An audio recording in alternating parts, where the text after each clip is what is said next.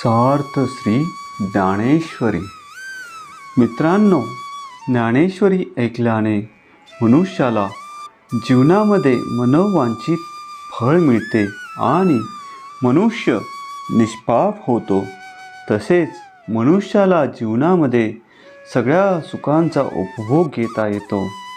मित्रांनो, ज्ञानेश्वरीचा पूर्ण लाभ होण्यासाठी हा व्हिडिओ शेवटपर्यंत ऐका आणि पुढचे सगळे अध्याय ऐकण्यासाठी चॅनलला आत्ताच सबस्क्राईब करा. तरी आपुलिया सेवेसा कान मागवासी परेशा, देवा सुकाळू हा मानसा पाहाला असे. हे परमेश्वरा, तर स्वतःच्या हौसेनुसार तुझ्यापाशी का मागू नये. देवा, आमच्या मनातील हेतू पूर्ण सफल होण्याची ही वेळ आली आहे. देखे सकळा आरतीचे जी आले, आजी पुण्य तशाशी आले. हे मनोरथ झाले विजयी माझे. पहा, सर्व इच्छा फलद्रूप झाल्या. आज पुण्य सफल झाले व माझ्या सर्व मनोरथांना विजय प्राप्त झाला. जी जी परम मंगळधामा, देव देवोत्तमा, तू स्वाधीन आजी आम्हा मनवुनिया. कारण तुम्ही आज आम्हाला पूर्णपणे अनुकूल झाला आहात. हे सर्वोत्कृष्ट करण्याचे स्थान असणाऱ्या सर्वोत्तम देव देवेश्वरा, तुमचा विजय असो. जैसे मातेच्या ठाई अपत्या अनवसरू नाही, स्तन्या लागुनी पाही जियापरी. पहा, जसे मातेच्या ठिकाणी बाळाला स्तनपान करण्यासाठी वेळ अवेळ काहीच नसते, तैसे देवा तू ते पुसी जतसे आवडे ते, आपुलेनी अर्थे कृपानिधी. त्याप्रमाणे हे कृपासागरा देवा, माझ्या आवडीप्रमाणे अत्यंत हौसेने हा प्रश्न केला आहे. तरी पारत्रिकी हित आणि अचरिता तरी उचित, ते सांगे एक निश्चित पार्थू म्हणे. म्हणून ज्याचे आचरण केले असता परलोकी कल्याण आणि इहलोकी कल्याण साधते, असे ते करणे योग्य एकच निश्चय करून सांग, असे अर्जुन म्हणाला. श्री भगवानुवाच, लोकेस्मिन् दिग्ध अविदा निष्ठा पुरा प्रोक्ता मया नग, ज्ञान योगेन सांख्यानां कर्मयोगन योगिनां. श्रीकृष्ण म्हणाले, हे निष्पाप अर्जुना, मी या लोकांमध्ये ज्ञानयोगाने सांख्यांचा व कर्मयोगाने कर्म करणाऱ्यांचा असे दोन मार्ग वर्तनक्रम पूर्वीच सांगितले आहेत. या बोला अच्युतू मनतसे विस्मितू, अर्जुना हा ध्वनी तू अभिप्रावू. अर्जुनाच्या भाषणाने आश्चर्यचकित होऊन श्रीकृष्ण म्हणाले, अर्जुना, माझ्या बोलण्याचा मतितार्थ असा आहे. जे बुद्धियोगी सांगता सांख्य मत संस्था, प्रगटिली स्वभावता प्रसंगे आम्ही. कारण की निष्काम कर्मयोग सांगत असताना आम्ही सहज स्पष्टीकरणांच्या ओघात आले म्हणून ज्ञान मार्ग ज्या हेतूने स्पष्ट केले, तो उद्देशू तू नेनसीची म्हणून क्षोभलासी वायांची. तरी आता जाणम्याची उक्त दोन्ही. तो आमच्या प्रतिपादनाचा उद्देश तुझ्या लक्षात आला नाही म्हणून तू उगीच रागावला आहेस. परंतु आता ध्यानात हे ठेव की दोन्हीही संप्रदाय मीच सांगितलेले आहेत. अवधारी वीरश्रेष्ठा, हे लोकी या दोन्ही निष्ठा, मजची पासूनी प्रगटा अनादि सिद्धा. हे वीरश्रेष्ठा अर्जुना, हे दोन्ही संप्रदाय अनादि कालापासून माझ्यापासून प्रकाशित आहेत. ते अद्याप तसेच चालत आले आहेत. एकू ज्ञान योगू म्हणजे जो सांखी अनुष्ठिजे, जेथ ओळखी सवे पाविजे तद्रूपता. यापैकी कशाला ज्ञानयोग म्हणतात, त्याचे आचरण ज्ञानी लोक करतात. या ज्ञानयोगाची ओळख झाली म्हणजे जीवात्मा परमात्म्याशी एकरूप होतो.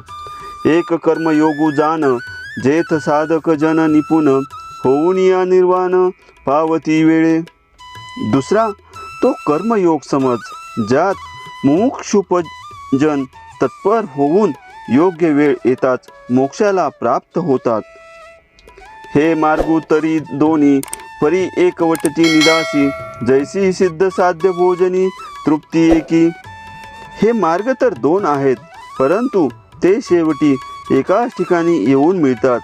ज्याप्रमाणे तयार असलेल्या व तयार करावयाच्या अशा दोन्ही जेवण्याने प्राप्त होणारी तृप्ती सारखीच असते.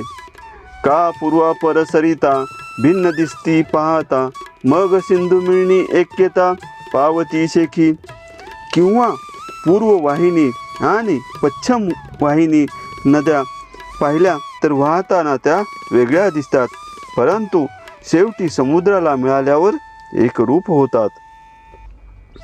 तैसी दोन्ही ए मते सुचिती एका कारणाते, परी उपासती ते योग्यते अधीन असे. याप्रमाणे ज्ञानयोग आणि कर्मयोग हे दोन्ही संप्रदाय एकाच परमार्थ साधनाचे आहेत, परंतु अधिकाराप्रमाणे त्यामध्ये उपासना प्रकार वेगवेगळे आहेत. देखे उत्पलवना सरिसा, पक्षी फळाशी झोंबे जैसा, सांगे नरू केवी तैसा पावे वेगा. पहा, पक्षी उड्डाणाबरोबर फळाला बिलगतो, त्याप्रमाणे या वेगाने मनुष्याला असे करणे साधेल काय. तो हळूहळू ढाळे ढाळे केतुकेनी एके वेळे, मार्गाचे निबळे निश्चित ठाके. तो हळूहळू एका फांदीवरून दुसऱ्या फांदीवर आधार देत काही वेळाने योग्य वाटचाल करून त्या फळापर्यंत निश्चित पोचतो. तैसे देख पाविंगम मते, अधिष्ठुनी ज्ञानाते, सांख्य सद्य मोक्षाते आकळिती. पहा, वरील दृष्टांतातील पक्षाच्या गतीप्रमाणे ज्ञानमार्गाचा अवलंब करून ज्ञानी तत्काळ मोक्ष मिळवितात. येर योगिया कर्माधारे विहितेची निजाचारे, पूर्णता अवसरे पावते होती. दुसरे कर्मयोगी स्वधर्म आचरण्यास योग्य अशी कर्मे करून सावकाश ज्ञानोत्तर काळी मोक्षाला प्राप्त होतात. न कर्माना मनारंभा निक्षर्मे पुरुषोशत्ये, न च संन्यास न देवा सिद्धी समची गच्छती.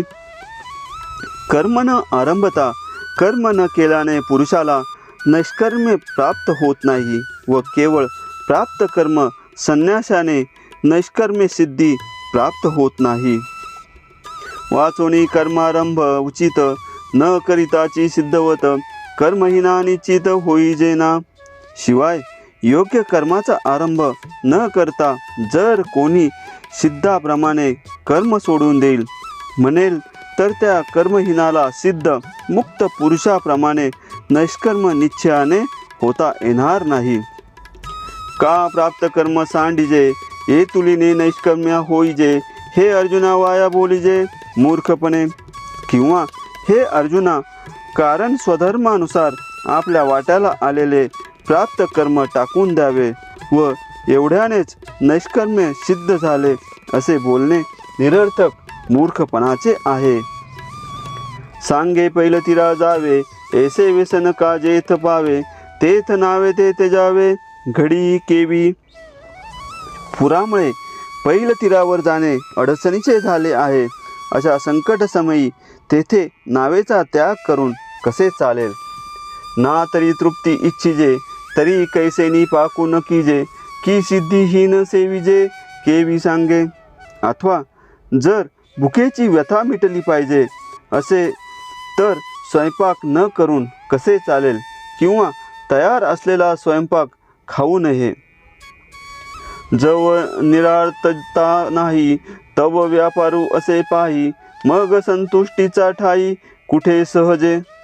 जोपर्यंत आसक्ती नष्ट झाली नाही तोपर्यंत कर्म करणे राहणारच असे समज.